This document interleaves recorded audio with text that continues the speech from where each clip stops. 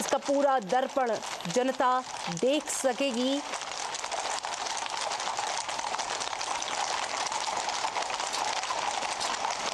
घोड़ों की सुंदर लयबद्ध तरीके से उनको लाते हुए और बग्घी में सवार माननीय राष्ट्रपति महोदया पहुंच चुकी हैं संसद भवन परिसर और उनका सम्मान गार्ड ऑफ ऑनर के माध्यम से दिया जा रहा है।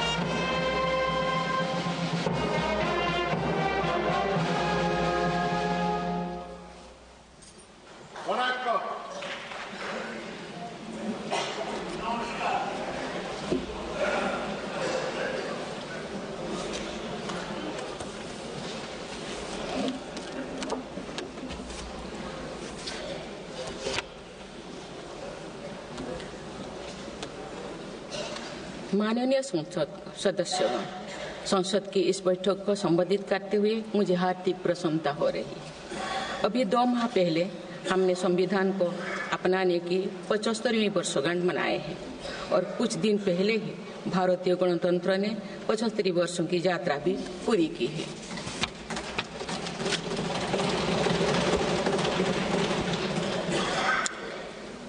ये अवसर लोकतंत्र की जननी के रूप में भारत के गौरव को नई ऊंचाई देगा। मैं सभी देशवासियों की तरफ से बाबा साहेब आम्बेडकर समेत सभी संविधान निर्माताओं को नमन करती हूँ। माननीय सदस्यगण, इस समय देश में महाकुंभ का ऐतिहासिक पर्व भी चल रहा है। महाकुंभ भारत की सांस्कृतिक परंपरा का, भारत की सामाजिक चेतना का पर्व है। देश और दुनिया से आए करोड़ों श्रद्धालु प्रयागराज में पूर्ण स्नान कर चुके हैं। मैं मनो अमावस्या के दिन हुई हादसे पर अपना दुख व्यक्त करती हूँ। घायलों के शीघ्र स्वस्थ होने की कामना करती हूँ। कुछ दिन पहले ही हमने देश के पूर्व प्रधानमंत्री डॉक्टर मनमोहन सिंह जी को खोए हैं। मनमोहन सिंह जी ने 10 वर्ष तक प्रधानमंत्री के रूप में देश की सेवा की। वे लंबे समय तक संसद के सदस्य भी रहे। मैं मनमोहन सिंह जी को भावभीनी श्रद्धांजलि अर्पित करती हूँ। माननीय सदस्यगण, भारत की विकास यात्रा की इस अमृतकाल को आज मेरी सरकार अभूतपूर्व उपलब्धियों के माध्यम से नई ऊर्जा दे रही है। तीसरे कार्यकाल में 3 गुना तेज गति से काम हो रहा है। आज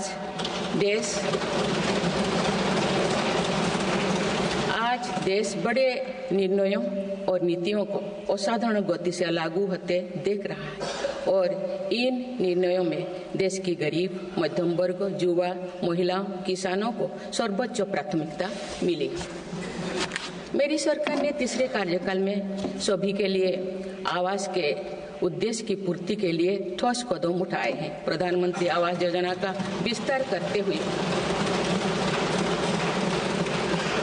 3 करोड़ अतिरिक्त परिवारों को नए घर देने का निर्णय लिया गया है। इसके लिए 5,36,000 करोड़ रुपया खर्च किए जाने की योजना है। मेरी सरकार गांव में गरीबों की उनकी आवासीय भूमि का हक देने और वित्तीय समावेशन के लिए प्रतिबद्ध है। इस दिशा में स्वामित्व योजना के अंतर्गत अब तक 2 करोड़ 25 लाख स्वामित्व कार्ड जारी किए गए। इनमें से करीब 70 लाख स्वामित्व कार्ड पिछले 6 महीने से जारी किए। पीएम किसान सम्मान निधि के तहत करोड़ों किसानों को पिछले महीने में 41,000 करोड़ रुपया की राशि का भुगतान हुआ है। जनजातीय समाज के 5 करोड़ लोगों के लिए धरती व जनजातीय ग्राम उत्कर्ष अभियान प्रारंभ हुआ है। इसके लिए 80,000 करोड़ रुपये का प्रावधान किया गया है। आयुष्मान भारत योजना के अंतर्गत 70 वर्षों और उससे अधिक उम्र के 6 करोड़ वरिष्ठ नागरिकों को स्वास्थ्य बीमा देने का फैसला हुआ है। इन्हें हर वर्ष 5 लाख रुपए का हेल्थ कवर मिलेगा। छोटे उद्यमियों के लिए मुद्रा ऋण की सीमा 10 लाख रुपए से बढ़कर 20 लाख रुपया कर दी गई है। मेरी सरकार ने युवाओं की शिक्षा और उनके लिए रोजगार के नए अवसर तैयार करने पर विशेष फोकस किया है। मेधावी छात्रों को उच्च शिक्षा में वित्तीय सहायता देने के लिए पीएम विद्यालक्ष्मी योजना शुरू की गई है। 1 करोड़ युवाओं को शीर्ष 500 कंपनियों में इंटर्नशिप के अवसर भी दिए जाएंगे। पेपर लीक की घटनाओं को रोकने और भर्ती में पारदर्शिता सुनिश्चित करने के लिए नया कानून लागू किया गया है।